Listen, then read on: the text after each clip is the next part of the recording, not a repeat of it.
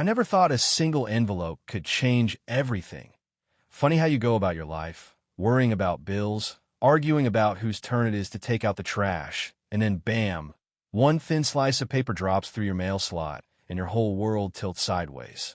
That's exactly what happened to me the day I saw an official-looking envelope with a seal and the words summons, civil action, screaming in bold at the top. My hand started shaking so bad, I almost tore it open by accident. 30 pages inside. 30, claiming I owe the HOA $47,000 for unauthorized exterior modifications, with a line at the bottom threatening foreclosure in 2 weeks if I didn't cough it up. 2 weeks. No warning. No explanation. Just pay up or lose your home. Yeah, let that sink in for a second. And the real kicker? I hadn't changed a thing on my house. Nothing, not a pebble. But Karen from the HOA board, she'd been watching our street like some kind of suburban hawk, all clipboard and icy stares. What she pulled next turned our quiet cul-de-sac into an absolute war zone. The kind you only see on reality TV, but wish you never had to live through. Name's Alex, by the way. My wife Jess and I, we moved into Willow Creek 2 years back, finally breaking free of apartment life and all its paper-thin walls, just for a slice of the American dream. A blue house with a squeaky gate and a fence Jess painted herself. Life was good.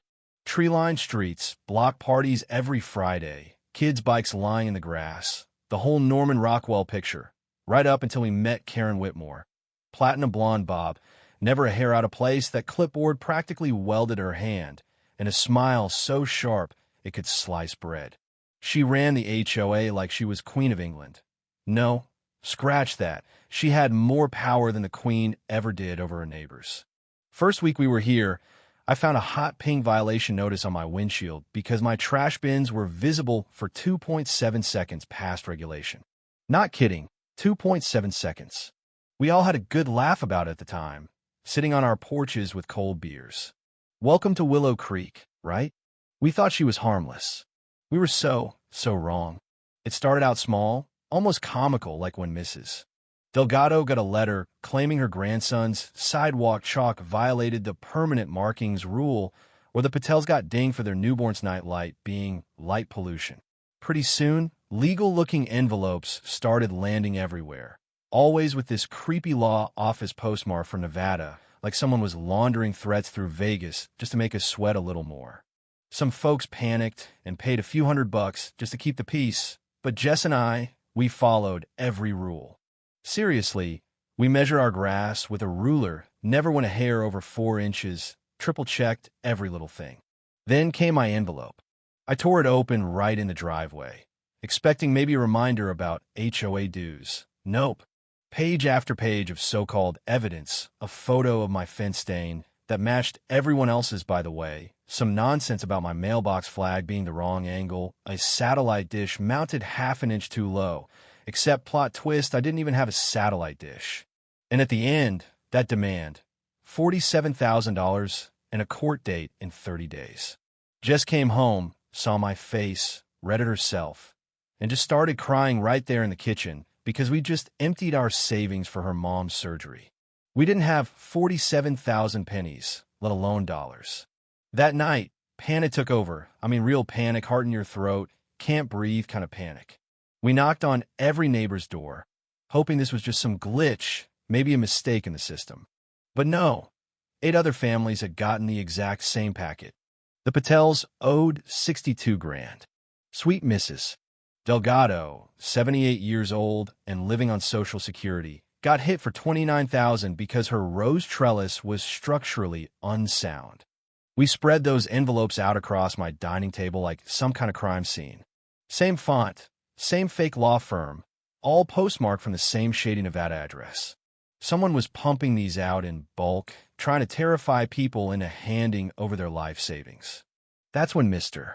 Chun, he's a paralegal, sharp as a tack, noticed the case numbers were sequential, skipped the county codes, and the law firm address was just a UPS store. Even the judge's name was spelled wrong. These weren't real lawsuits.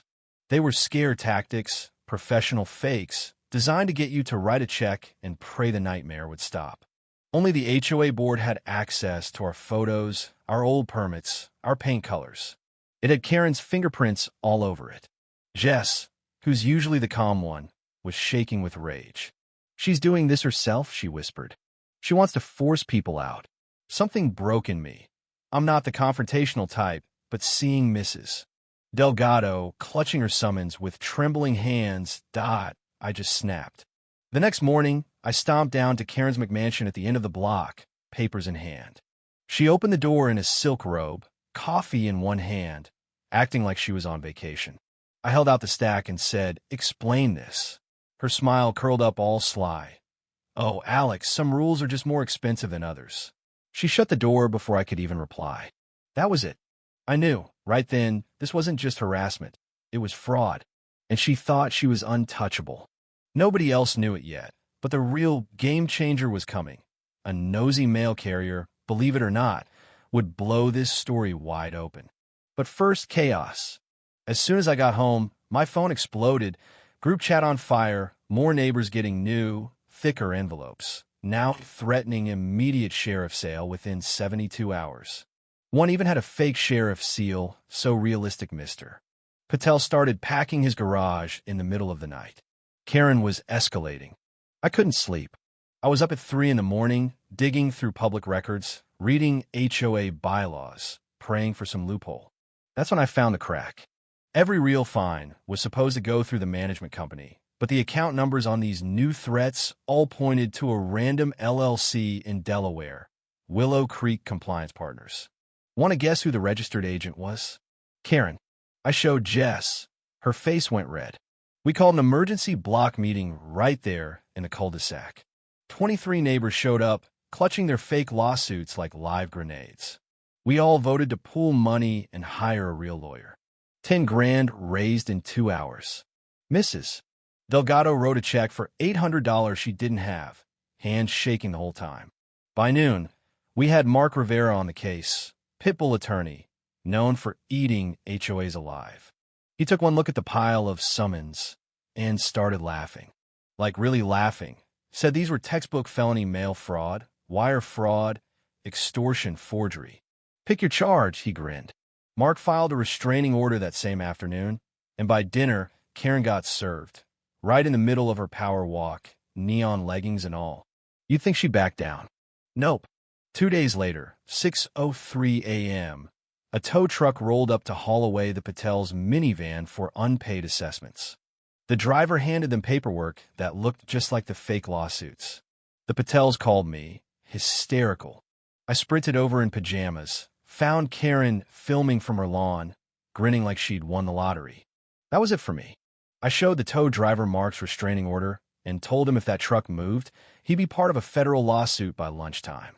The driver blanched, called his boss, and 10 minutes later, the truck left empty. Karen's face? Pure venom. She actually hissed, loud enough for everyone to hear. "You just made this personal, Alex." That night, all hell broke loose. Motion-activated sprinklers started blasting anyone who walked by her house after dark. Someone egged my front door, spray-painted snitch across my garage. My Ring camera caught a black-hooded figure dumping roofing nails in my driveway at 2 a.m. Jess found them just before heading to work. Nearly cried with relief where her tires were okay. But Karen wasn't done. She filed real HOA liens on every single one of us. 23 liens in one day, all for emergency assessments. 18 grand each. Our credit scores tanked overnight. Tom, our neighbor, got denied for a car loan because of it, had to cancel his daughter's leukemia treatment transport. That's when I stopped being scared and started being dangerous. Mark said he was working on a nuclear option, but we needed proof. So I did something desperate. I made a fake Gmail account, pretended to be a panicked new homeowner wanting to settle quietly. Karen answered in 8 minutes flat, gave me the same Delaware LLC account, wrote smart choice. Some people need to learn the hard way. Sent the screenshot to Mark. Checkmate. Or so we thought. But here's the twist. Nobody expected a U.S. postal inspector to get involved. Turns out, he'd been tracking every certified envelope for weeks, waiting for a break. He fished a little green notebook out of Karen's recycling, and that thing was a gold mine. Every single payment, every fake lawsuit color-coded by who had paid and who was difficult. It was about to blow up in court, but we didn't know it yet. 3 days later, the emergency hearing. Courthouse packed, felt like a Willow Creek family reunion, only nobody wanted to be there. Mark strolled in with a banker's box that clanked like it was full of chains. Karen walked in alone, designer shades, Botox smile, waving at the news crew like she was the victim. Judge Ramirez didn't mess around. Mark stood up, said, "Your Honor, live feed." On the big screen, Karen, on her own Ring camera, 1:14 a.m., 2 nights earlier, in a black hoodie, dropping a box on Mrs. Delgado's porch, then hiding in the bushes to film her opening it. You could see Mrs. Delgado read the fake summons, clutch her chest, and collapse. You could hear her cry in the back of the courtroom. Paramedics saved her, but that 911 call broke everyone in the room. Then Mark called the postal inspector, no relation to the judge, but with the same steely glare, who brought out that neon green notebook. 4 years of records, every scam, every payment, $487,000 stolen, every dollar tracked to Karen's Porsche, nose job, timeshare in Cabo. She even paid for a virtual law office in Nevada, signed all the certified mail with fake names and a shaky left-handed scrawl. The judge didn't need to hear another word. She looked Karen right in the eye. "You weaponized the U.S. mail to terrorize your neighbors. I'm remanding you into custody now." Karen's knees gave out. The bailiff had to catch her. But the moment that still gets me? Sentencing 2 months later. All 23 neighbors showed up. Mrs. Delgado, oxygen tank trailing behind her, told the court, "I forgive her, but forgiveness doesn't pay my hospital bills." We all read our statements. When it was my turn, I looked Karen in the eye and said, "You tried to steal our homes, but you gave us a family instead." The judge ordered restitution, $487,000 plus $200,000 in damages, to be paid from the sale of Karen's house, which the bank foreclosed on the next week. Because she committed felony fraud as HOA president, every lien she filed got voided overnight. Credit scores bounced back like magic. We set off fireworks in the cul-de-sac, louder than any 4th of July. Last I heard, Karen's renting a tiny apartment 40 miles away, working retail, jumps every time she sees a certified mail truck. Some habits just don't die easy. We turned her old house into a community center. Mrs. Delgado teaches gardening. The Patels host movie nights. Every mailbox now has a sign, "Kindness lives here." Sometimes justice doesn't just win. It plants roses right on top of a tyrant's grave. So, here's my question for you. When it comes to justice, what's the line between fighting back and going too far? Drop your story or your opinion in the comments. Let's hear what you'd do if someone tried to take your home. And if you want more wild, true stories like this, hit subscribe, tap the bell, and stick around. Because in Willow Creek, the only thing crazier than the HOA is what happens when people fight back.